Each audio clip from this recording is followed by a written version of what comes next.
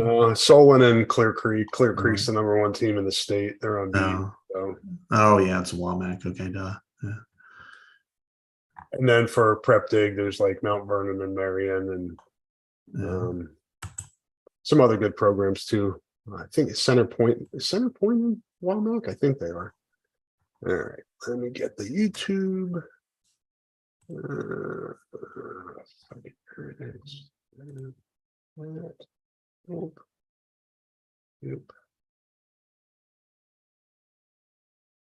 Hello there, and welcome to the Hawkeye Hotspot podcast here on hawkfanatic.com.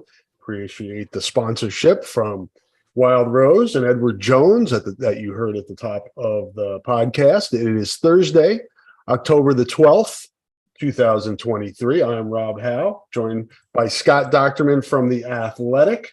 I have like mid-level energy today, so we'll see how this podcast goes. I don't know as it's coffee or anything like that, Scott. It's kind of Thursday. You get, you're in the same boat as me. You kind of bust your ass to get to Friday before making a trip to wherever you're going or preparing for the home game. And I'm just kind of in that, I don't know what phase you would call it. Kind of just the waiting phase of, okay, let's get to the game now. Yeah, I mean, we're like cell phones ready to get plugged in, and that Friday is our plug-in day in a lot of cases. And yeah, it's been a long week, Rob. I mean, whether it's covering football and last week's was media days, but I went to Minneapolis Sunday. I wrote, we had a night game on Saturday or late afternoon or whatever game, and then worked through the night. I wrote a follow, then went up to Minneapolis, wrote from Tony Petiti, and then came back that night and then jumped right back into it on Tuesday. So, and today I wrote about the Wild Big Ten West and its conclusion this year. So I am ready for at least a partial day off. And I'm sure you're ready for Friday until you got to go to the high school game that you're probably going to go to. Yeah, leaning towards going to see Xavier. I haven't seen them yet, and they're out at Tiffin to play Clear Creek on Friday, so may get a chance to get out and watch them. Linmar's at City too, so that's an important game in the 5A playoff race. So a couple decent games in the area. Regina's at Wilton, another big game there. Wilton's unbeaten, and Regina got one loss. So there's your local prep football in the corridor, or the lower part of the corridor for this weekend, but. Yeah, the old EIHC there. Yeah, Wilton is a good story this fall. They won 4 games last year, and they're 7-0 now. So we'll see if they can beat the Giant. They're 0-11 all time against Regina. So they are. Didn't they used to play every year when they were back in the EIHC back in the? Yeah, maybe. I'm thinking maybe it's more the last 11. Oh, okay. Because I don't know. I'm not sure the new website that kind of aggregates all the high school stuff, how far it goes back, but I know they've lost the last 11, so that's a gorilla on your back. So either way, since they've been alive, the kids. Yes. But we will be heading up to Madison, 3:00 kickoff on Fox Saturday from Camp Randall Stadium. I wrote my preview for today. I haven't published it yet. Got to read over it and throw some more quotes in there. But I think it's too early in the season, Scott, to call this the battle for the Big Ten West because there are so many games still to be played, and we know how. And encourage you to read Scott's story because I haven't read it yet, but I'm sure it has some great anecdotes and some look back at the Big Ten West, which has been wild, and no wilder than it is this season, which it looks like Wisconsin and Iowa are by far the best teams in this division, but you just don't know. Nebraska won at Iowa to end last season. People didn't say, everybody had Iowa going to the Big Ten championship, then Purdue ends up going. So I would caution people to put too much eggs in this basket, but this is an important game. And I would be surprised, Scott, how I framed it, if either Iowa or Wisconsin falls out of this race at any point. I think they're in the Big Ten West race, and whoever wins this game obviously has a leg up. Yeah, for sure. I think the winner sets the tempo for the rest of the year. No question with this. I mean, Wisconsin still has to play. I think 2 weeks they play Ohio State, so we can be reasonable to assume what's going to happen there. And it's not going to be. You can almost like eliminate the Penn State Ohio State. I mean, Wisconsin could beat Ohio State, but if you just kind of throw those 2 games out and then figure out what the rest of the season looks like for Wisconsin and Iowa. Yeah, exactly. So if Wisconsin wins, they're basically 2.01 wins ahead of Iowa, because they don't have a loss yet. They'll have one with Ohio State. But then if you're Iowa, you've got here's where the problem is, if I think for either team, the loser. It's not so much that you are out of it or anything, but it's that the other team has to play a lot of really mediocre teams along the way. And do you expect them to lose twice to those mediocre teams? And I don't know that that's going to be the case. I mean, we saw Purdue, they're not good. Wisconsin beat them bad. Iowa probably could have beaten them worse. They didn't give up that late cheap touchdown. You look at Northwestern. Could they beat Iowa? Yeah, they could, but I don't see it happening. Or Illinois, how they've really just fallen on their knees, this year. Minnesota doesn't look the part. They got beat by 1,000,000 last week. Nebraska is the wild card because you always look at them and go, well, they got players, but they never do anything with them. And but they won last week at Illinois, so maybe they put things together. And last year, who would have guessed that they would have got off the mat and beaten Iowa? So. But the fact is, you still got to expect Wisconsin to lose twice, and if you're Wisconsin, you got to expect Iowa to lose twice. Once, yeah, I think that's reasonable, but twice, that's pretty hard. So that's why I kind of come down to it's not a championship game, but it really sets the tempo, and unless something dramatic happens, I just don't see the winner losing several times to what is the weakest division that this has ever been. Yes, this game, any way you slice it, Saturday's Heartland Trophy game is a very impactful game on this division. And like I said, I don't expect Iowa or Wisconsin to just fall out of the race at any point. I think they're going to be in the mix, and it remains to be seen if any other team can figure it out in this division. It's not good. It is a shining example of why the divisions need to go away. Mm-hmm. I don't think if you were arguing that before, you have absolutely no leg to stand on now going forward.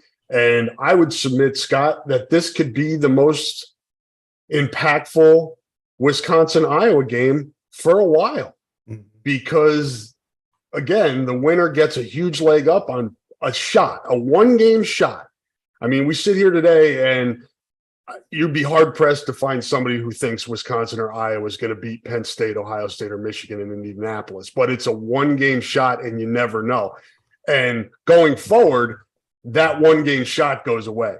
Yeah. Now you have to be one of the top 2 teams in this league to play in the conference championship game. Now there's the playoffs expanding, so that could impact the Wisconsin-Iowa game moving forward for the potential of one of those teams getting into the playoff. But it's a total different landscape. So I think it's kind of, in a way, an end of an era, Scott, with how we know Big Ten football, and the Iowa-Wisconsin rivalry will change after this year to a degree, at least what's at stake. Yeah, because before, I mean, these two are by far the most successful teams in the West Division in terms of wins and losses. Wisconsin's been to the championship game more than Iowa has. 4-2. Iowa's tied with Northwestern for appearances, but they really, the winner of this game, all but a year or two, has really taken control of the division and gone on to Indianapolis. Last couple of years, notwithstanding. It's just, when this was all put together, and I wrote about it at that time, way back then. I mean, Wisconsin won 3 straight Big Ten championships. One of them was when it was a singular format, when it was in 2010. Iowa was very impactful, in the old system when it was just an 11-team system. You had 4 top 10 finishes over an 8-year period. Those 2 teams look like, they could line up with Michigan, Ohio, with Ohio State or whatever, and throw down and maybe win, maybe lose, but they would play hard and play well. And when the divisions came about, Penn State was reeling because of the Sandusky situation, and Michigan was shitty. Michigan had 4 out of a 6-year period, they had 4 losing seasons. So it looked like the West, well, Wisconsin's been really good lately. Iowa's been the part. You got other teams, and I quoted Delaney, or brought up a quote from Delaney when they put that together, and just, but I think what we've seen is the first 3 to 4 years, it did fit that part. I mean, the first year, Ohio State just annihilated Wisconsin 59-0 in the championship, but Wisconsin was the favorite. And then you saw 3 straight years where it was really close. Iowa, of course, against Michigan State. You saw an undefeated Wisconsin team lose by 6 points, and then, was up 28-7 on Penn State before losing. So you saw competitive championship games to where you looked at it and go, yeah, it's a little uneven, but, Ohio State's what makes it uneven. The last 5 years has been completely different. It has just dramatically been, okay, Michigan and Penn State have continued to hit their normal trajectory. And then Iowa and Wisconsin, to an extent, both of them have been good at times, but kind of trending downward in the whole division. Like last year, at least the division had teams that were okay. Illinois won 8 games. Purdue won, 8 games. Iowa and Wisconsin and Minnesota were all competitive, but this year it's hit the bottom, and it's just like, okay, this is exactly why we're not going to have the West Division anymore. And so, bon voyage, West Division, and don't come back, And then you've got the 4 former Pac-12 schools coming in next year as well, with a unquestioned blue blood in USC, and then some other schools with really good histories, and Washington and Oregon are playing at a really high level now. It will be interesting to see moving forward how the hierarchy shakes out, right, Scott? How this is going to work, and if schools what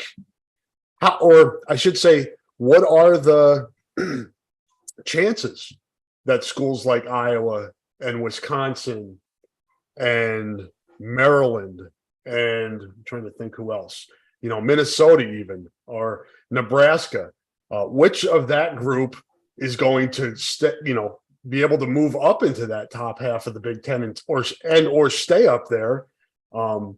Because we see it happen throughout the college football history. Blue bloods fall off. It happened at Alabama. It's happened at USC. It's happened, you name the school. Michigan. Even Ohio State for a period before Urban Meyer really kind of leveled off a little bit there and was not in that hierarchy of being a school that has a shot at the national championship.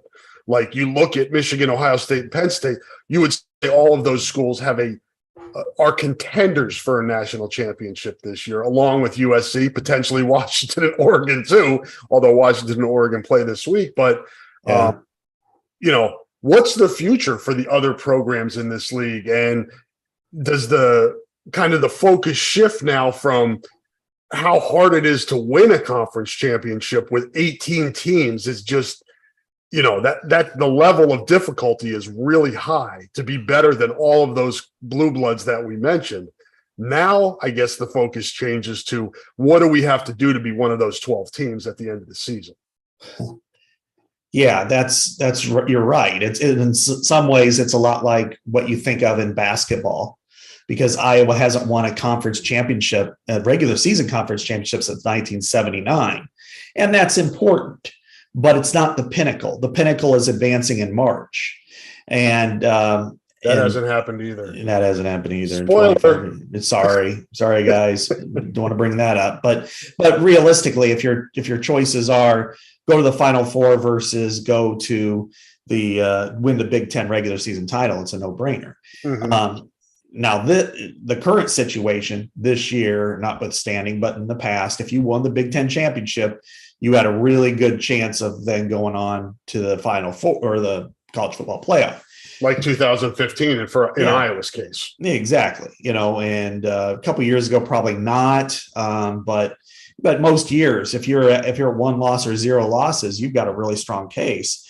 Now you're looking at, I think the Big Ten's probably in position to have maybe 3 to 4 every year get in the playoff.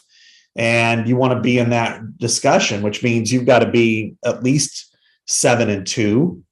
And so you're at the mercy of your schedule a little bit, let alone getting to Indianapolis. But I think more importantly is when you bring in 4 teams like they are to the Big Ten, you've got to be able to match some of what they do and do well. You can't just rely on what you do well, because Iowa and the rest of the teams in the Big Ten West are built for their neighborhood.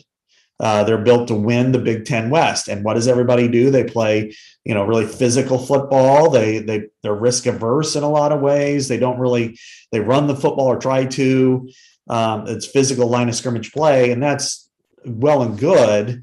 But when you look at the newcomers, they don't play that way. And then you throw on the other blue bloods, Ohio State, Michigan. Michigan does play that way, Penn State to an extent, but they lead with their athletes. And so you're going to have to figure out a way offensively to keep up while still maintaining that line of scrimmage play and solid defense. And unfortunately for Iowa, they haven't figured out that component offensively for, I don't know, ever.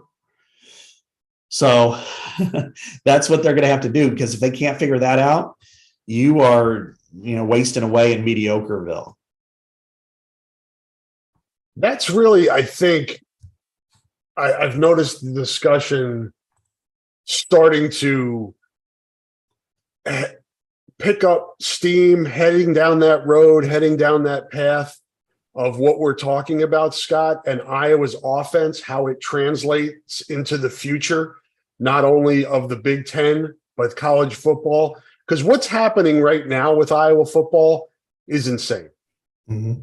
It's just, I've used different words, fascinating, just unconventional. You could go down, for instance, Iowa's scoring offense this week is ranked 104 out of 130 FBS programs, 21.8 points per game. They're 130 in total offense, 106 in rushing, 128 in passing, and 129 in third down conversions. That should not be a 5-1 team, Scott. Last season, Iowa was 122 in scoring and 129 in total offense. In 2021, when it won the West, Iowa was 99th in scoring and 121 in total offense. 23-10 during that time, Scott. 14-7 in the Big Ten. It just doesn't make any sense to win almost 70% of your games and be tied with Penn State for the third most Big Ten wins in exactly 2.5 years. We're 2.5 years into this. It's crazy. I asked Joe Vaughn and Jordan Canzeri about this on Saturday, and they're former Iowa player. They're kind of beside themselves. You give a ton of credit to Phil Parker in the Iowa defense and LeVar Woods in the special teams, but to think that I'm amazed that it's been sustainable for 2.5 years. I just question the sustainability moving forward. You're right. And it's one thing. Last year, they were as good of an Iowa defense as they've ever had. And when you look at the degree of difficulty, you might say they are the best. They're the best of the modern era. And statistically, they were going all the way back to 1981 was like the last time that they were in that same category, which if you look at that year and 1981 and last year, it's pretty much one and the same.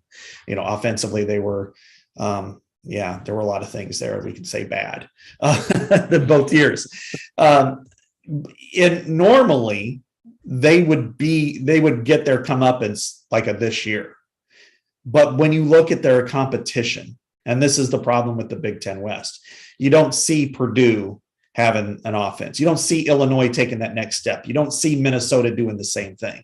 You don't see Nebraska finally being Nebraska again. Northwestern just completely, because of their situation at the coaching level. They're playing hard. I'll give them credit. I'm surprised, let's put it that way, by what I've seen out of them. But you look at their coaches and kids for doing what they're doing. They could have easily folded up the tents. And absolutely. But you look at all those programs and you're thinking, if any of them were, decent, yeah, they would throttle Iowa because of that, because they just can't keep up. But none of them have taken that step forward. Even from last year, they haven't taken a step forward. They've all taken a step back.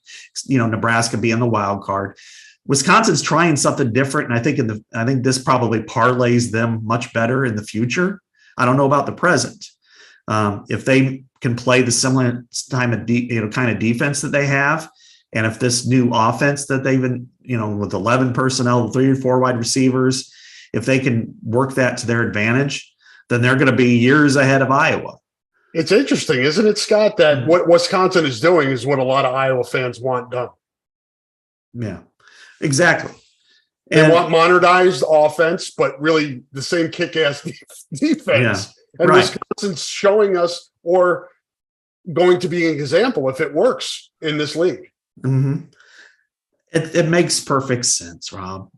And I'm not saying that you need to be air raid, spread, do all those things, but I do think that there needs to be you got to live in 11 personnel. You just have to move into that neighborhood. You have to have good athletes on the field who can stretch the defense, and that'll allow you to run the football. Now, an exception, of course, will be made with if you have Luke Lachey and Eric All, or if you have Hawkinson and Fant. Yeah, you got those two. Those are matchup nightmares for anybody play that style of football. But I think what we're coming down to, Rob, is last week there were no catches by the wide receivers. First time since 1978. You think that's part of the insanity that I was talking about at the top of this part of this question and this part of the discussion is to win a game without completing a pass to a wide receiver. People would be like, "You're out of your mind. That's not going to happen." Yeah, and it happened. And the way they beat South Dakota State last year, the odds of that happening, it's just they've defied the odds. Yeah, they have. Getting 23-10 over the last 33 games is insane. Without badness, you're talking about one of the worst offenses in the country for 2.5 years. Last year was the worst statistical offense in the Big Ten since Ferentz took over. It was the worst in terms of total offense, and this year might end up worse. That's how bad it is. And with Cade McNamara, I don't think it would be quite that bad, but with Deacon Hill, you just don't know. Last week, passing wise, I was like, 6 of 21. 6 of 21, yeah. And I was like, oh my God, what are we doing? He rifled shots to the flat to Caleb Johnson, who didn't even have his head turned around. It was like he pressed, and it's like, oh my God, 65 miles an hour. You need to take something off there. The one interception wasn't his fault. Now there is a strategy to winning this game. We've seen it up there before, but it's not fun. It's terrible to watch. And that is, you just play not to lose on offense. No fumbles, no turnovers. And if we have to punt, we'll have to punt. But the problem is, Rob, and this is what they're going to face Saturday, is you're facing a team that's capable of moving the football. They may not be great at it yet. They may be a year or two away from being a good team when it comes to this style, but they still have a pretty physical offensive line. They don't have a lot of tight ends and fullbacks like they used to. They've got some athletic wide receivers who who actually have targets. And they had a quarterback who's thrown for 10,000 yards in his career. So they're capable of moving the ball. And so if you're 3 and out on your first 4 possessions, chances are they're probably going to score twice and maybe 2 field goals, but that's not a healthy way to win. You're just so, but we've seen it before. If they can get turnovers, if they can turn those turnovers into field goals, unless the defense scores touchdowns, then maybe they have a chance to win like 10-6, like they did in 2015. But that is not, you're not going to end up on Sports Center or College Game Day and everybody going, whoa, look at this game. It's going to be like, we didn't want to show you the highlights because there weren't any, but Who loves defense? Who wants to see some defense and punting? Yeah. Again, I've just kind of been thinking a lot about the present and the future this week. Maybe it's more me getting farther along in my career and having witnessed so much Iowa football and so much Kirk Ferentz football through the years. But you can rip on Kirk for a lot of things, Scott, and I certainly have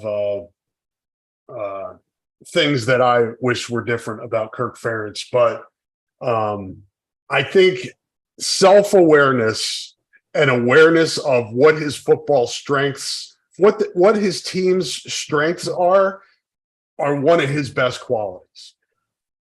But it also makes you think, all right, the formula you just talked about, which I think can win them the West this year. Just lean into the defense and special teams and don't let the offense F it up. That's the formula here. If you can win Saturday doing that, and it's probably your path to victory. You're not going to get into a shootout with your offense. And I don't think Wisconsin wants that either. So if you can win Saturday, you can win the rest of the season just leaning into defense and special teams and offense. When you're inside your 30-yard line, it's conservative play calling until you can pop it out. That's a fine way to win. And it's the way for this team to win.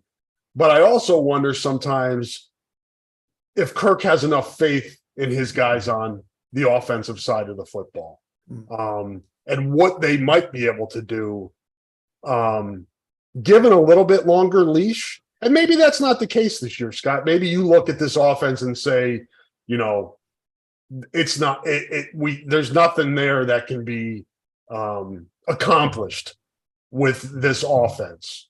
You do what you did last week. You pop a long one for Caleb Johnson, get up 7-0, and then you become even more conservative. You get really good field position. What were they at? The Purdue 45 before the touchdown pass from Hill to Eric All Jr. Yeah. When you have advantageous field position, that's when you attack on offense. But I just wonder sometimes if he's selling some of his guys short by not. But then again, if you go against and you try to make the offense do what it can't do, it's a hard position to be in, but it's one that he's put himself in with his as the offensive coordinator. Yeah, and this all comes back to him and to Brian and how they limit themselves. And it's not all Brian, and Kirk has to own this. He has to own. He's even more risk averse than Brian is, and we've seen it before where. And I know Brian wants to be a little more aggressive, and Kirk kind of curtails that. And sometimes I agree, sometimes I don't agree with that. It doesn't matter what I think, but you see the disadvantages. And I think what we're doing with this is it's the way that it's all put together that just doesn't jive. And when all the eggs are in the Cade McNamara basket, and you're basically banking on him being your savior, and then he gets hurt and he's out for the season, then what? You're looking at Deacon Hill, and then there's not one single thought to Joe Labus, and maybe they're privy to practice, and it very well could be. I mean, like Alex Padilla, me, everybody else, we were like, hey, they need to start playing somebody else instead of Spencer Petras. But then the more and more you hear from practice, it's like, no, it's not like Petras is great, but you don't want that. And we saw that a lot in the Nebraska game. And so, but then you look at it the other way and go, well, how are you developing these guys? Why aren't they developing? Why are they so not getting better? And then you look at the receivers and you're like, how do you sell this? How do you go out on the recruiting trail and tell a wide receiver, yeah, come to Iowa so you can block? We win games without throwing passes to you. Yeah, that works. And then even worse, the transfer portal. I mean, that's just like, whoa, how do you do that? But I do agree though that Kirk has always been just reluctant to take that aggressive step. When he has, it's worked. I think Ohio State and USC, they took an aggressive posturing step and decided let's go, let's run with this, and they did, and I think that's also to his detriment because it's like they're willing to do it once in a while. It almost feels like he does it more if feels like he's an underdog. Mm-hmm. Exactly. It almost feels like that USC game, he knew he had to score points, or at least that's how it played out going into that game. So that was what they did. And again, I give Kirk credit. They do analyze each game each week and say, this is what we need to do from a complementary football standpoint to win this game. That's their motive. That's their MO. They're going in saying, okay, how much, and game flow changes decision-making. And I get all that, but that's really, I think it's one of his strengths is, he knows how to win with what he does, I guess is the simplest way to put it. He knows who he is. He knows who his team is. And that's how he's won games the last 2.5 years, and a defense that's just really, really good. Yeah. I've always said that. I've said this for like 10 years, that Iowa is the most self-aware program in the country. It knows what it can do. It knows what it can't do. It tries to minimize all the areas of deficiency by emphasizing the areas of strength.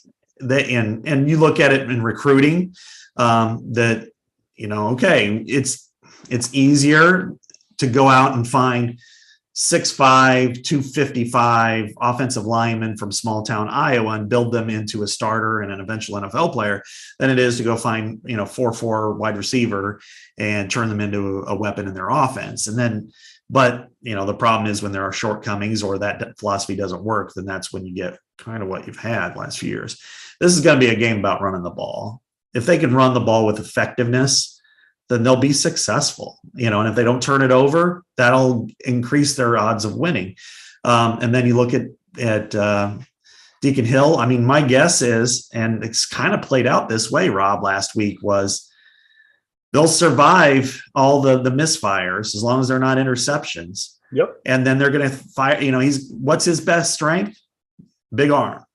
So they'll let him fire it down the field, and it worked. They threw it. He threw it to Eric All. It was in coverage, and that was a nice throw. Yeah, and touchdown to Eric All, and do all of that. He's just got to know. He's got to make those makeable plays too. And that play was Purdue bid on the play action because Iowa had some success in the running game. You look at even LaShawn Williams. I think he popped like a 17-yarder and a 15-yarder. Those were big runs, right? And it wasn't great running the football, but it was effective enough to set up that play action pass. And that's what they need. To your point, this week, they've got to be able to run the football to set up play action, or it's going to be really hard for Deacon Hill to have any success. Yeah, because if they go, again, you can see this scenario because we've only seen it like almost every time up there. And that is first down, they try to run, and it's 2nd and 9. And then they decide, well,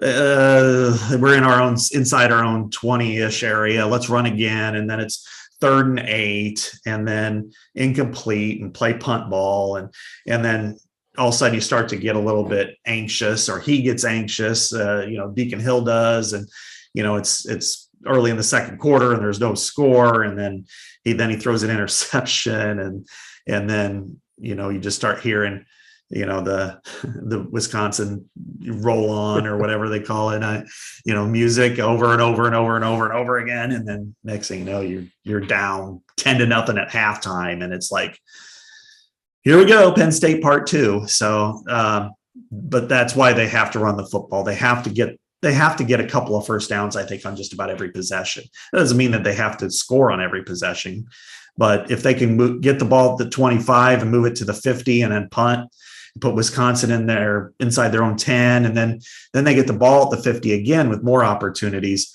then you can make things happen, or then you start to make them press. And, and Tanner Mordecai has played some, he was up tempo at SMU. He's played some decent teams, some okay teams thus far. He hasn't played anybody like Iowa yet. So Iowa can walk out there and say, you haven't played me.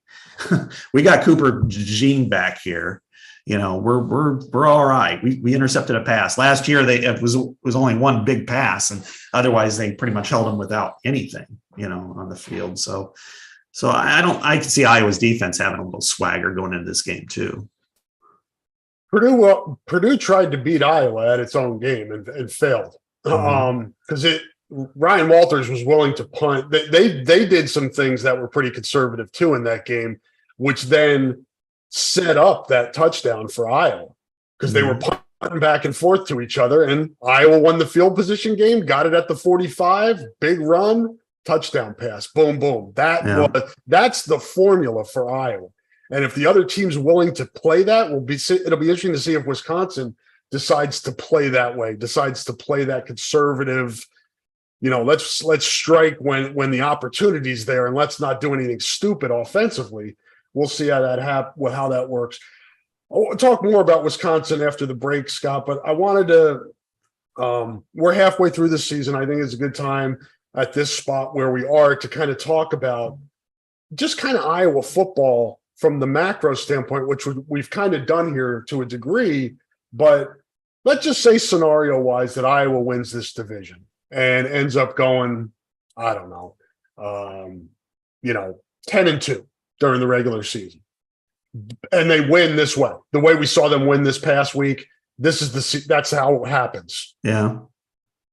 What happens after this season? Do they go into next year?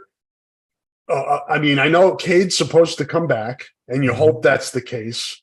ACL, people recover from ACLs differently, and we don't know how he'll be impacted by that when he gets back on the field. He's out for spring, you would think, logically. At least, most of it. He could probably do some things, but I've gotten a lot of questions, Scott, about what is the direction of this program moving forward in the landscape that we talked about at the top of the show, where the Big Ten is expanding, the conference or the playoffs are expanding. It's a different day and age in the college football.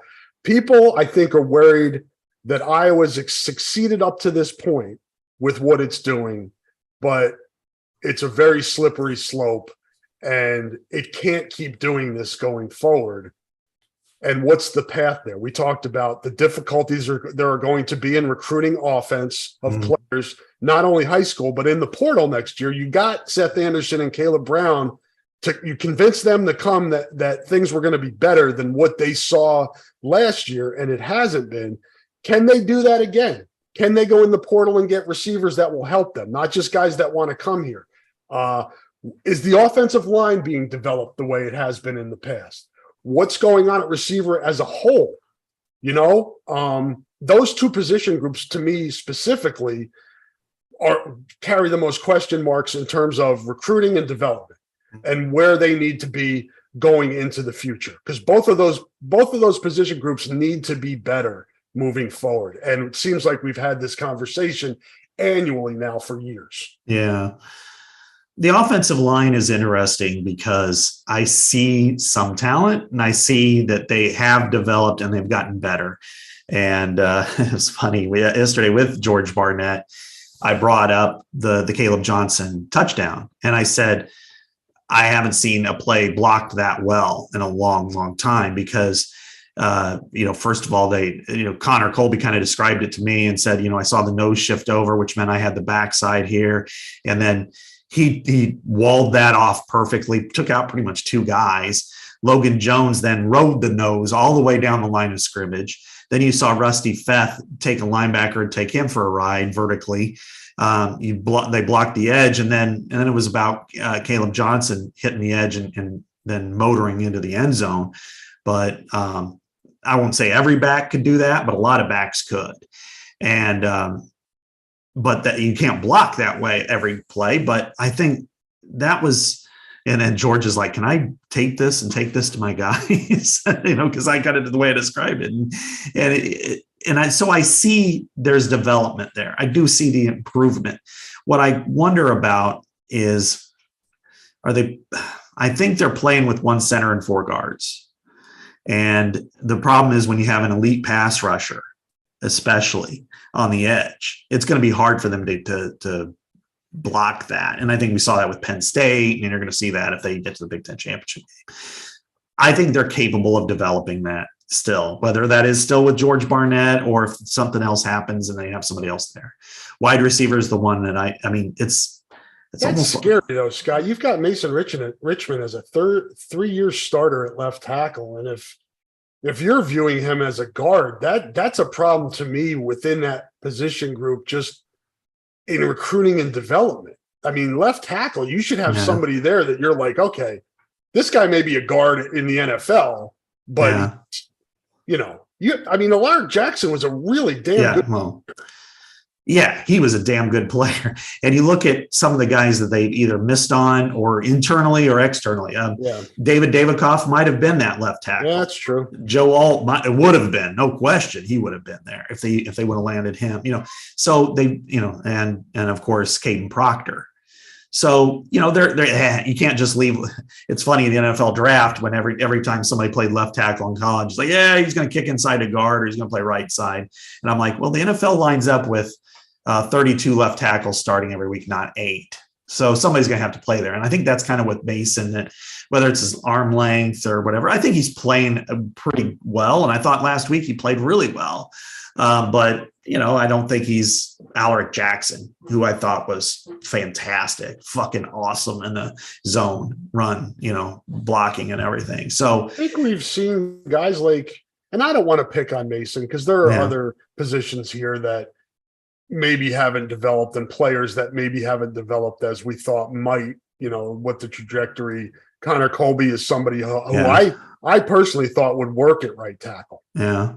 Early on. And then I saw that it didn't work there. And now he's moved around to a couple guard spots. It just seems like they can't get settled up front. I think Logan is ascending. I think Connor Colby is the best lineman that they have right now. And I think Mason Richmond's a quality lineman. I think they still have 3 that I put out there and say, yeah, they're starters. I just mean with Mason Richmond, and he's not like an Alaric Jackson. Right. He's just not. And shouldn't you expect that in Iowa, though? We talk about O-line, tight end, but offensive line has been traditionally a strength of this team.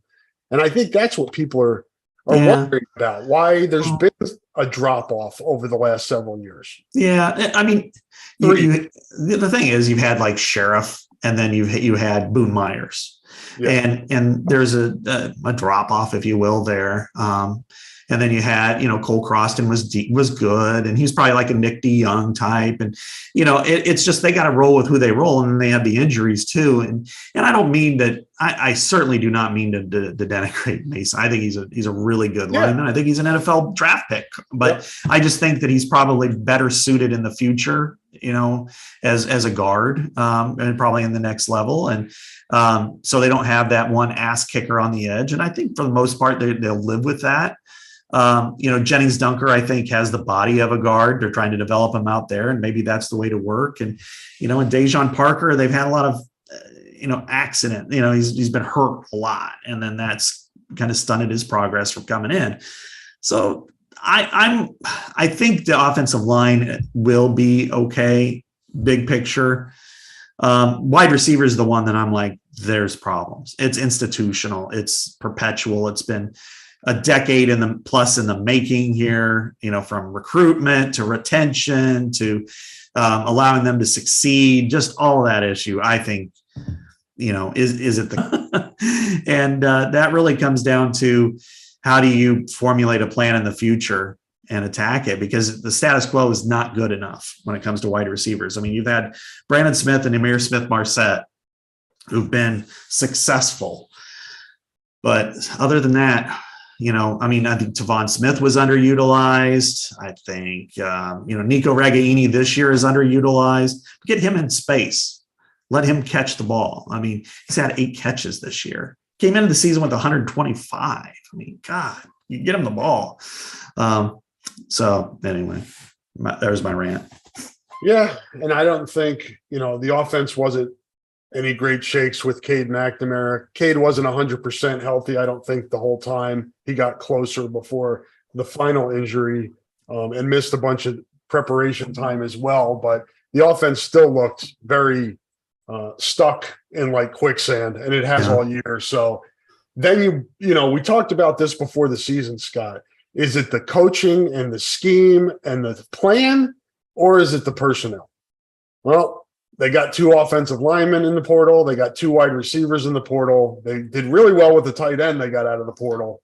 The quarterbacks, we'll see. Incomplete for Cade McNamara, to be determined for Deacon Hill. Yeah. They brought guys in that they thought could help them offensively, and it's not helped. Yeah. And there are factors, there's context, there's injuries, things like that. But that to me is the thing that might be the red flag here. Mm-hmm.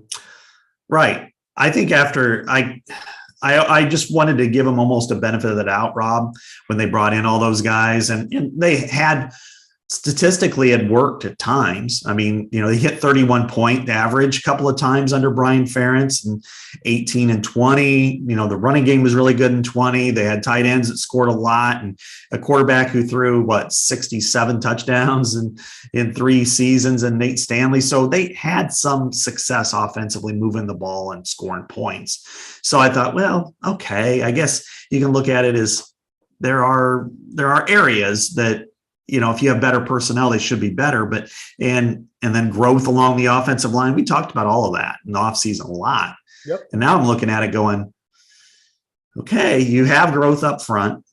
You have really good running backs, I think, even though they've been hurt some this year.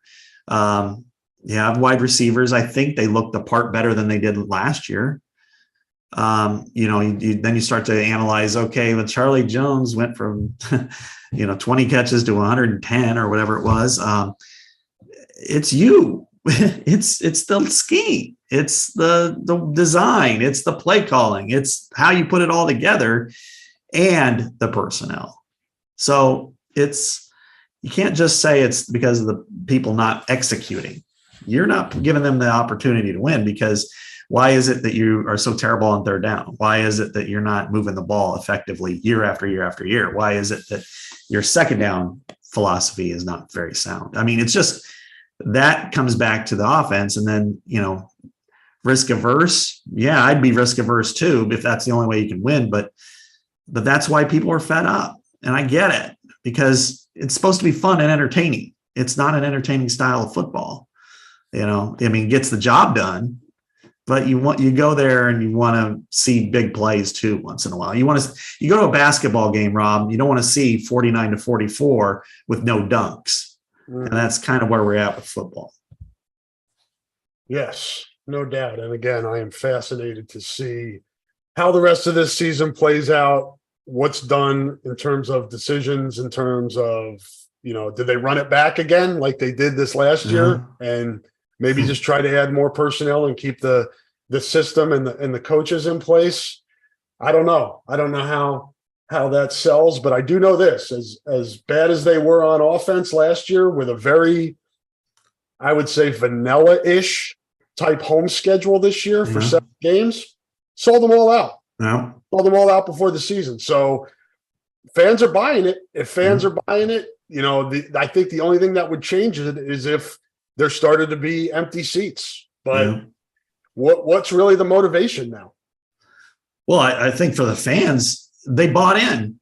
They bought into all these changes, new quarterback. If there wasn't the transfer portal, I don't think they would have. I think we'd have a situation like we did back in 14 and 15, where there was a 17% drop in tickets. But the fact is that they said, oh, okay, they brought in a new quarterback, somebody with a championship pedigree that fits this system. They went and got 2 offensive linemen. They went and got a couple wide receivers, one from Ohio State, who was a 4-star. You got a tight end who's an NFL guy. And now you start to go, well, they're trying to do something offensively. We see it. So we're buying in. We believe in this team. We're still Iowa fans. You got all that type of scenario. I don't know that they can run it back. And I think this is going to be a major test for Beth Getz. And I think this is where Kirk has to be careful, because I think that if she becomes the AD, and I expect that to be the case, it would be insane if it isn't, that he's probably going to be coerced to make changes. And if he's like, I'm Kirk Ferentz, I don't need to make changes, I think the critical mass would be on the AD side on this. A new AD providing oversight saying, we got to do something different, and who in their right mind wouldn't say that? I mean, if you have, functioning vision. Yeah. I mean, it's 2.5 years of, we've talked about it throughout this podcast. It's not, you're not like, oh, they had a bad game offensively. Yeah. No, it's been most of 2.5 years. I mean, there've been pockets where they've played well. The first half of Purdue last year, probably the most recent one, did well against Western Michigan, I guess, a few weeks ago. But for the most part, it's not reliable. Yeah. Well, and there have been enough pockets in the past, 2016, where Matt Vandenberg goes down and all of a sudden you averaged 80 yards passing with an NFL quarterback. 2012, you bring the quarterback in who had 25 touchdowns the year before and he throws 7. There have been so many of those, would they just do something different offensively moments? And then the last 3 years, there hasn't been a rise. And that's where, again, people are, I think they've gotten to the point, and this is kind of scary, that they went from being all in to skeptical to cynical. And the next way to go for them is apathetic. And if that happens, watch out, because this is your cash cow. And I think, it's not one of those things where I'm not like one of these guys who do everything, change everything, whatever. But I do think that one small move might jumpstart it and get them through the end of the season. And that is let Cooper DeJean take some snaps on offense. He doesn't have to take every snap. And I know defensively, without Deshaun Lee now, probably for the rest of the year, that you're depleted there. That kid's a baller, man. He's going to go out and play. You're not, if you have him take 5 snaps in a game, it's not going to completely clog what he can do on defense. And then once in a while, have somebody else out there playing that position. Yep, no doubt. I would be all for that. I know the fans would be for that. It would seem to make sense in terms of giving you a weapon on offense where you lack weapons. So Iowa probably won't do it. All right. Okay. Take a break here. We've talked long enough. We'll come back on the other side here and talk about a little bit more about the Wisconsin game and then do our picks before we get out of here. Do want to let folks know that support for the podcast comes from Systems Unlimited, celebrating 50 years of providing services to people living with disabilities and mental health needs throughout East Central Iowa. A list of their services and upcoming events can be found at sui.org. That is sui.org. Thank you to Systems Unlimited for the great work they've been doing for over half a century in our community. And thank you for their support of the podcast. We're going to hear from a few more sponsors right now. Scott and I will be back on the other side to look a little closer at Wisconsin and do our picks. Hang in there.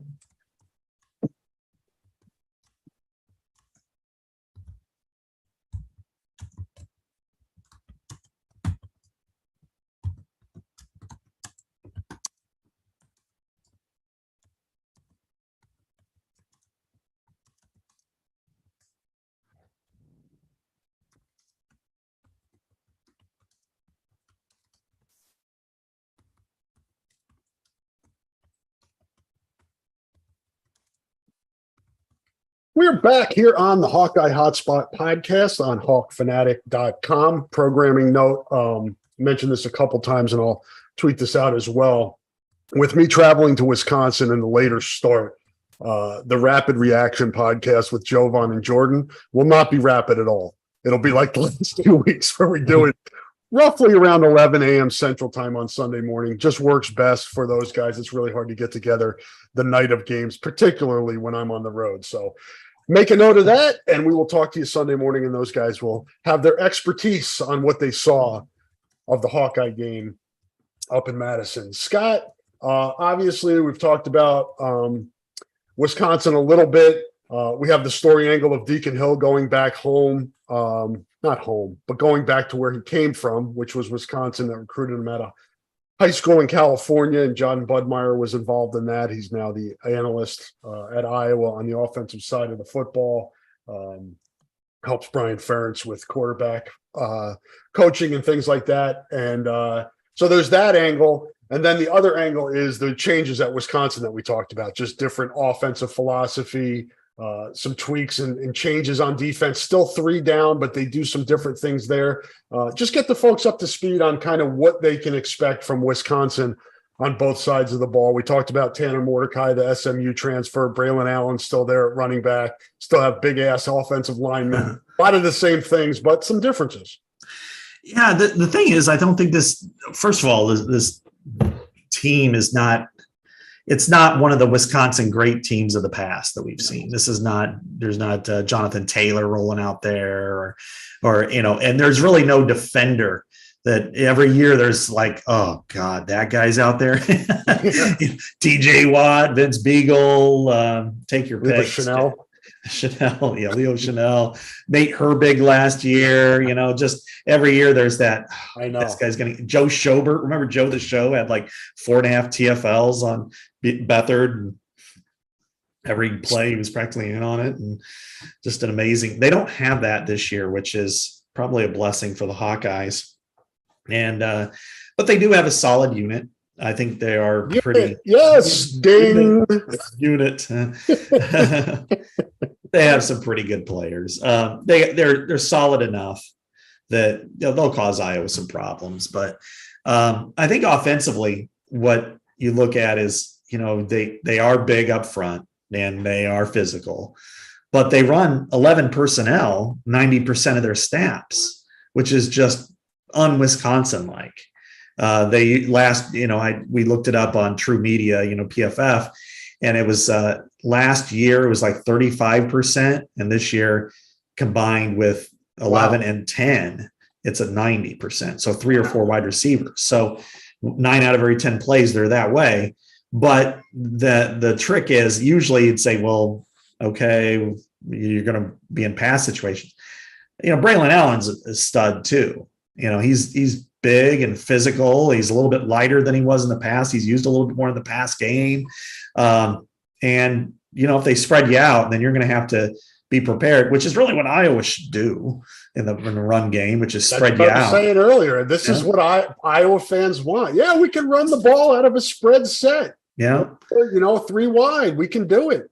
Yeah, they should. But and Braylon Allen is a quality running back, and he's going to break a few runs, and he's going to be really hard to bring down over and over and over again. And I think Wisconsin's smart enough to figure out that, you can't just ignore a guy like that. Now they don't have Chaz Malucci, which is a really grotesque, kind of like Luke Lachey broken leg. And so, but you look at it, Scott, you think, all right,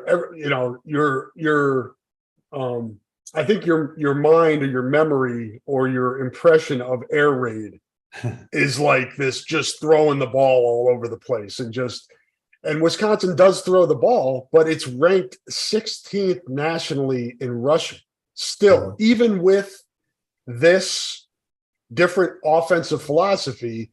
They average 203.6 yards a game running the football out of 11 and 10 personnel. Again, hello. Yeah.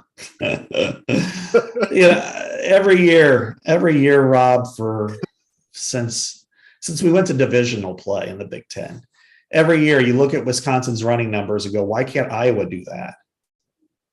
And then you all of a sudden, but back then it was like, there's just it's just crazy. And you think Iowa should be able to do that, especially because of the way they play, run and hit zone. Well, here we go. 200 yards a game with Braylon Allen. But I will say this, they have not played a defense like Iowa yet. No. And that will be a challenge. Now, this is not Iowa defense from last year, but it is still a really good defense. And so they'll know that they've been in a game, and so I think that Iowa has the chance to not allow 200 yards rushing against Wisconsin. And I think this defense is definitely on the upswing, Scott. I think they're starting to figure it out. We saw that on the defensive line last week, 12 tackles for loss, 6 sacks. I really liked, and they showed this I was watching the replay, and I don't remember who the color analyst was on Peacock. Doesn't matter. But they showed Jason Garrett. I should have known that, but maybe he can help with the Iowa offense. they showed a couple of plays where the Iowa defensive line got to a point that they kind of, to keep Hudson Card in the pocket, they didn't overrun their passing lanes. They did such a good job of containing him, and that's going to be a key this week with Mordecai, who can hurt you with his legs. Even if you don't get all the way to him, make sure he stays in that pocket. Make sure he's not rolling out and being able to throw on the run or finding a running lane. Make him beat you with his arm. He has 3 touchdown passes, 3 interceptions. He can run and hurt you in big ways running the football and open up other things for his offense by establishing himself as a runner. Make him beat you with the pass. And that's really been a transformation of this defense. I think where this defense has gone from being good, very good, to elite over the last handful of years is how that they've been able to deal with running quarterbacks and also in the pass game. And that is all Phil Parker, because they transitioned from the Norm Parker 4-3, don't replace anybody. And they always seem to get bit by running quarterbacks who it's 3rd and 4, 3rd and 5, and all of a sudden they pick up 6 or 7 yards, the Dan Purses of the world. And they're not, they don't have that problem as often now. Brett Bazinet. There's one for you. We're remembering some guys. So we're taking the Todd Brummel camp. Remember some Northwestern guys from the past. Mike Kafka, Northwestern quarterbacks that have hurt Iowa. Yeah, mobility. There's like, Dan Purse is definitely he's on the king. He's the king. He's on the throne of examples of guys that burn old Iowa.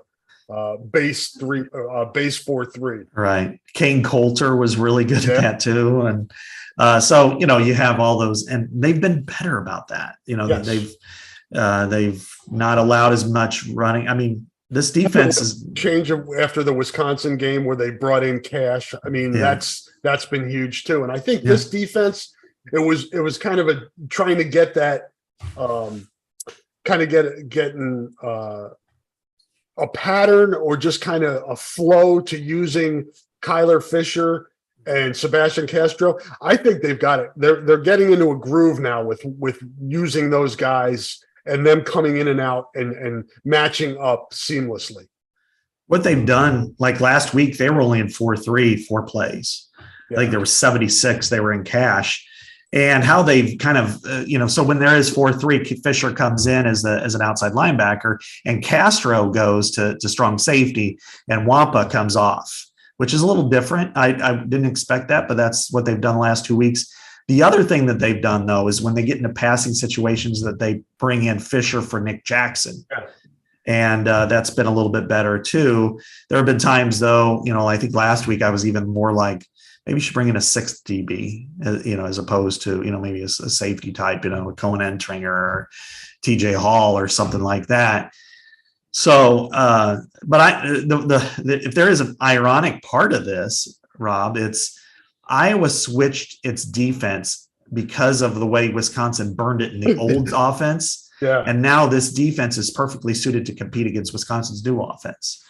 So, I mean, I'm not really, if I'm Iowa, I'm not afraid of Wisconsin's pass offense at all. Nope. You've got, I think, Utah State. I'd be more worried about Utah State's. And they had practice against Utah State, which is more up tempo. And they, Purdue, which I think is a little bit more prolific. But you've got to be cognizant that they can move the ball, that they've got decent players, and they've got a really good running back, and they'll rely on that too. And so I don't think, unless Iowa has a disparity in plays like they did at Penn State, that they're going to get dragged up and down the field at the end of the game. But, if it's a 3-1, 2-1 type of ratio, then that's where they can get kind of beat. And that it happened against a much better team, but in 2017, when Josh Jackson intercepts 2 passes, but the offense had 66 total yards. That's when the dam broke. When Noah Fant dropped a touchdown pass basically on a go route. And then the next play, then Stanley gets sacked, fumbles, they return it for a touchdown, and it's like 24-14. And then the floodgates open against a really good defense. That's possible in this game if Iowa's offense can't keep the time of possession comparable. I was looking up the Washington State box score. That's Wisconsin's lone loss this year for folks that didn't know. And that was kind of a wonky game in a lot of ways. Wisconsin got in a hole.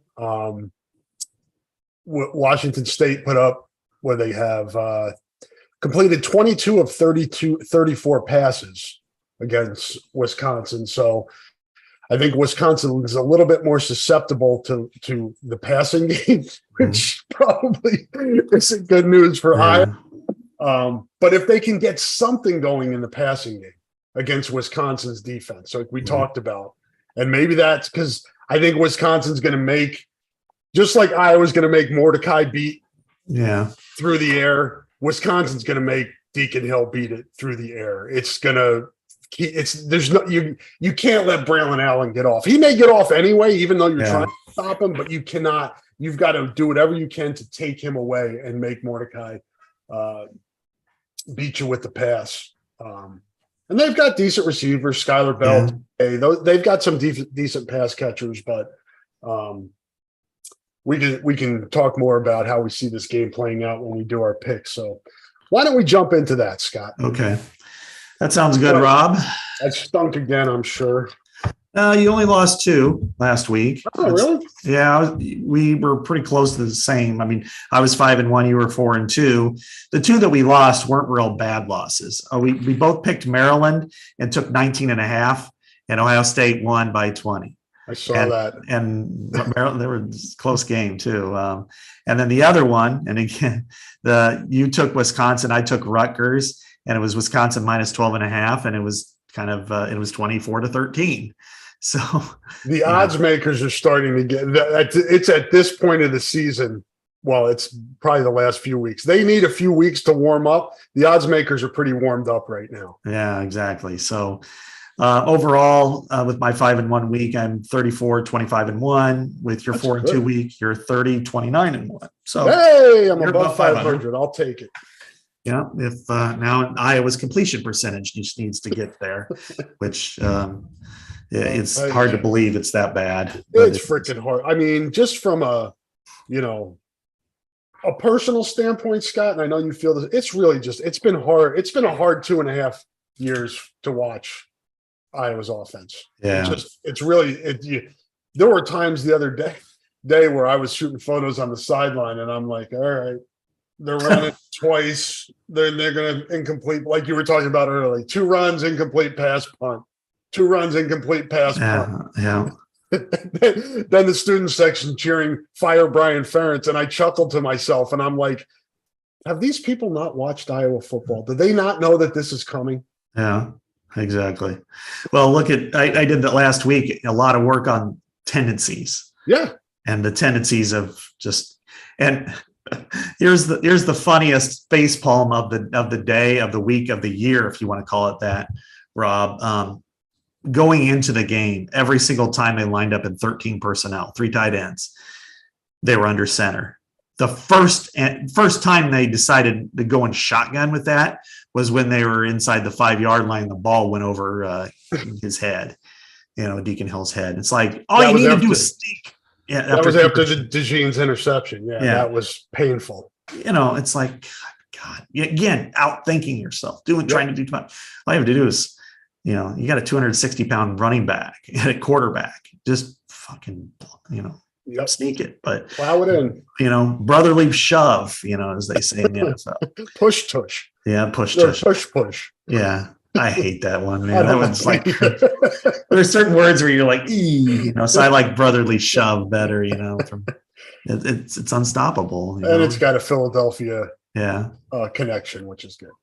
Right, you can just have Hayden Large push you from behind. The large barge. I got to tweet that, man. The large barge offense, But you got the numbers for us. Yeah, Let's I do. dive into these. Remember, kids, these are for entertainment purposes only. This one's scary right off the bat, Rob, and it's the big noon kickoff. And it's Indiana at Michigan. Michigan 33.5, and the over-under is 49.5. Give me Michigan. Yeah. I think Indiana's the worst team in the Big Ten, and I think Michigan's the best. I think you're right on this. I'm going to go with Michigan as well. And, earlier this year, it was like, I was picking Michigan and they weren't covering, but, they also didn't have Harbaugh, but I think they were hitting their stride. I mean, they were worse on Gophers than Carl Spackler was. I mean, they destroyed Nebraska and Wisconsin on the road like it was taking candy from a baby, man. Yeah. I mean, those two games were not competitive. Yeah, I mean, going to Gopher land last week in Minnesota, and it was 52-10. I mean, and it was just like, it's like the end of Caddyshack, blowing them all up. So yeah, it was pretty rough. The next one I don't think will be pretty either. Ohio State -19 at Purdue, and I'm going with the Buckeyes. So am I. Well, we got to see Purdue up close and personal. I don't see them doing much. And so is that the same? That's the same spread as the Rutgers game, right? 19 for last week was like 19.5, roughly the same, right? Because Ohio State covered that up by a half point. It was 20, I think they won. It was Maryland, and it was 19.5 last week, and then it's 19 on the road at Purdue. And Ohio State had kind of struggled early on, but I mean, 19 on the road in the Big Ten usually sounds like a high number, but I think I don't know. Based on what I saw of Purdue, I'm rolling with 19. Yeah. Here's an interesting one, I think, for gambling, I guess. Michigan State at Rutgers. Rutgers -5.5, and the over/under is 40.5. Rutgers. Yeah, you're going to take Rutgers. I'm going to take. This one's tough. I'm gonna go with Rutgers. I want to take Michigan State just because of the points, but I can't do it. I'm going with the approach now that I'm not betting on bad football teams. Purdue's bad. Michigan State's bad. Yeah, you're right. Yeah. Illinois is bad. Illinois is bad, and Illinois is coming up here. Illinois at Maryland. Maryland -13.5 at home. That's a lot of points. Yeah, and that's 50.5. I am actually going to take the Illini.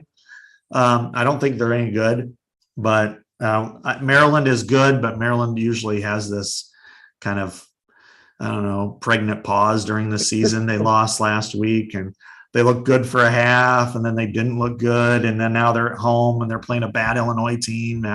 Do they decide, we're going to just hang out for this game and win close, or do they put the pedal to the metal? And either way, I'm going to go with the Illini. What's it, 13.5? Yeah. I'll take Maryland. Okay. All right. That's now sticking with my approach of not betting with bad teams. Yeah, there you go. That's a good thing. UMass at Pennsylvania State University, -41.5. Wow, there's a line. Yeah. And the over/under is 55.5. I'm still going to take Penn State because James Franklin has this kind of approach of, I'm just going to kill teams. He doesn't let up, and it's kind of galling at times, but I'm going to take Penn State. I'm with you. Okay. I'm throwing a lot of points this week. I'm going all favorites so far. Yeah. The line that I have now, Rob, is 9.5 Iowa at Wisconsin, and -30 or 36 for the over/under. I'm going to go with Wisconsin. I think this is going to be a low-scoring game. I have it like it's 16-6. I just don't know that without defensive touchdowns that Iowa's going to be able to do much offensively, because they're going to stack the box.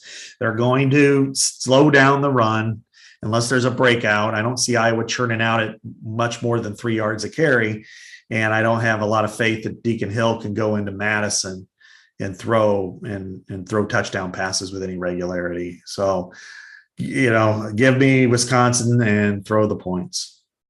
I'm going to take the points, Scott. And I think Wisconsin wins, but I think it's just an ugly rock fight. And in a situation like that, I think Iowa has the best unit in the game defensively.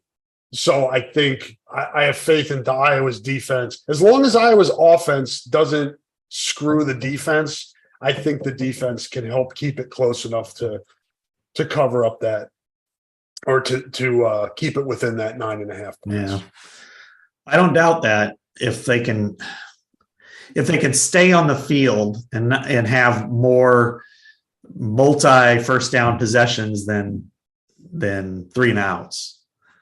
And if they don't turn the ball over, then I think they're capable of competing and potentially give them a 25 to 30% chance of winning. But after what I saw last week, go ahead. After what I saw last week, I just don't know. Now, I'll say this, that the first time I saw a game, or the game that reminds me of what Deacon Hill did, was probably James Vandenberg coming in as a freshman against Northwestern and going like 9-27 after Ricky Stanzi got hurt and just looking really bad. And then they lose. That's kind of what it reminded me of. The worst one in the Ferentz era was Jake Christensen going 5 of 15 and still winning. They still scored 34 points, Rob, against Michigan State. But going on the road, that place, and he's a former Badger, the players know his weaknesses. So I just the worst case scenario for Iowa, Scott, is to get behind early, get behind down like 10, 14, where then you need the offense to start taking some chances. Yeah. And then if it doesn't work out, if those chances backfire, then it could get ugly. Then you're looking at like the Penn State type of game, I think. But if the offense can just, and there's no goofy special teams like, Diaz Fernandez being hit in the back with a punt, things like that.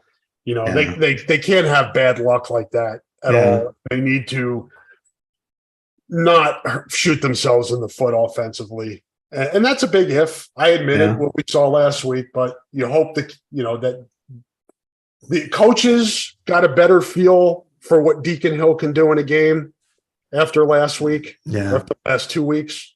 And then, beyond that, him figuring out what he can do well. And hopefully, because we know things change, develop. You hope things get better. Sometimes they get worse, but there is the possibility that this offense starts to find a little bit enough to be able to make this work, as we talked about. Make this work this week and then for the rest of the season. And then after that, all bets are off. Well, they're on in this segment anyway. But one thing I want to ask you, Rob, and I was covering the Chiefs in this year, and I want to, this was a Twitter world back then, now versus then. What was kind of the feeling around the 2004 team without having all those running backs after getting annihilated in the desert, then coming back and losing to Michigan on the road, 2-2. They could not have played worse against Arizona State. How did it swing, and what were people thinking, even as they're throwing Sam Brownlee out there? Yeah, it was I think there was a different feel then, just because of 2002 and 2003. There was good offensive lines, good running game, some players in the receiving game. And even that 2004 year, when you look at a guy like Ramon Ochoa, they use their guys, which they're not doing now. They're not using their guys, their receivers.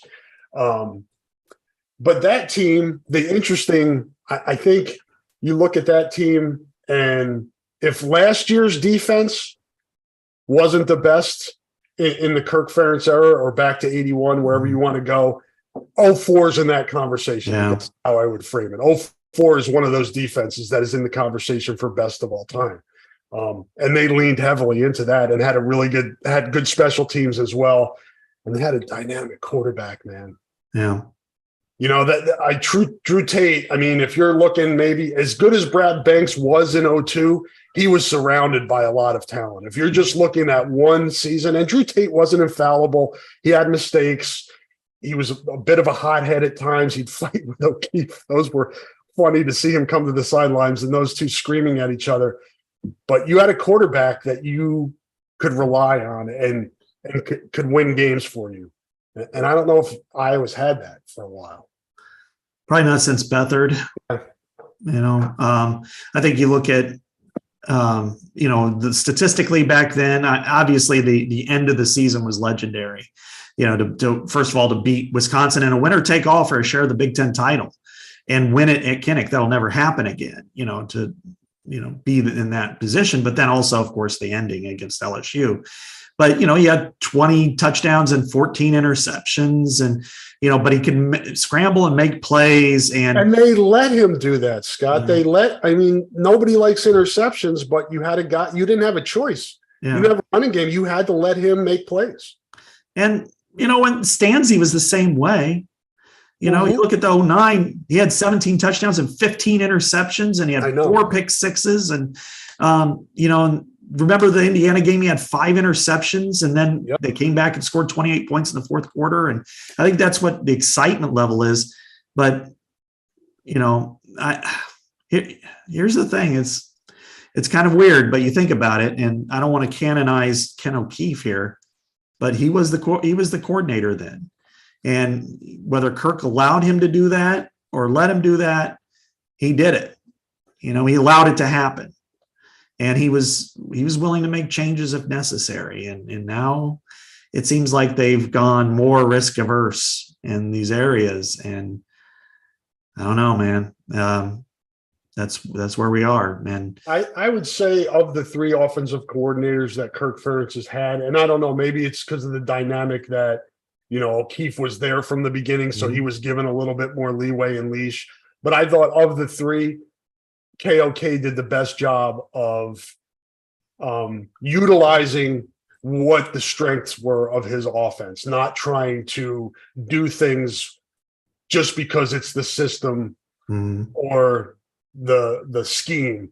He would find ways to get his best players involved and producing. He was probably they've all been raked over the coals publicly. But it's the setup, right? Your head coach has got a big say in what happens offensively, and that impacts the offensive coordinator.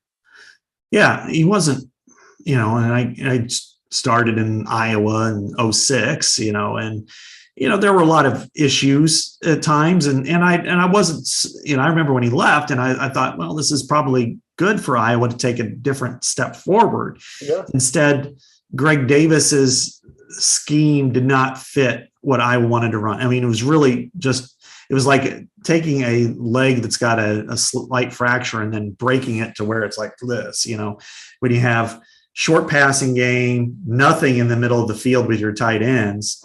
And then, Kirk's running the ball. I mean, it worked in 15, but that was the only year it worked. And although 14, they put up a lot of numbers, but they weren't great.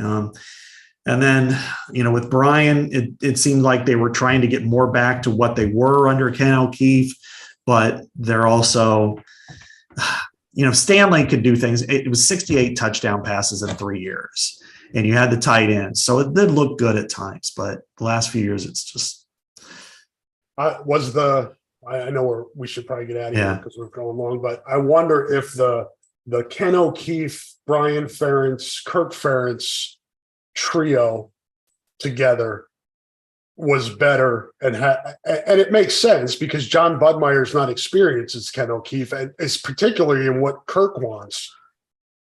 There's been a drop off since Ken O'Keefe left. Yeah, I don't know, coincidence or not. I think that the roles are bad. But when he came back, it was healthy for a little bit because he was kind of like the consigliere, for Brian. And he had experience with quarterbacks, and he had experience with the system. Right. But I think trying to keep Brian with quarterbacks and calling plays, but with Ken coming back, I think he needed some autonomy and he didn't get it. And because the offensive coordinator was the coach's son, it wasn't like he could overrule him or argue with him, So that was the dynamic. That speaks to the whole dynamic and the nepotism, and we can get into that conversation down the road more. Right. But definitely a lot to ponder and consider when it comes to Iowa's offense and the spot it finds itself in now. And we'll see the spot it finds itself in at 3:00 on Saturday, Scott, up in Madison. I will see you up there. Hopefully see some of you folks that are listening up there. Have a good time. Be careful. Enjoy the game. Thank you, everybody, for listening to the podcast, and thank you for our sponsors for supporting the podcast. And Scott and I will be back next Thursday to review the Wisconsin game and look ahead to the battle for Floyd. Talk to you then. Say goodbye, Scott. Goodbye, Scott.